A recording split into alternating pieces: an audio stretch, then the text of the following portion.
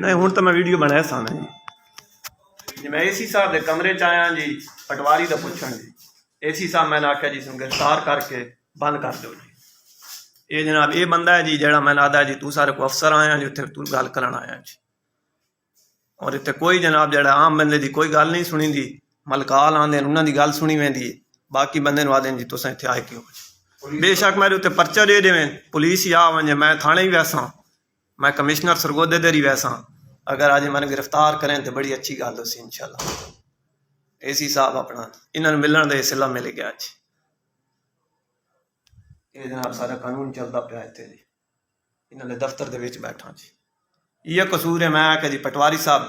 बांधे नहीं जी लिहाजा जी उन्होंने दसिया वजे भाई बह के सारा काम किया वजे जी उल्टा जड़ा नहीं जी मैं ला दें तेरे उत्ते अस परचा देने तू सन मिलन क्यों आया जी ये जनाब है जी देवें बड़ी खुशी नाल परचा जलसा जी थाने ही रसा जी।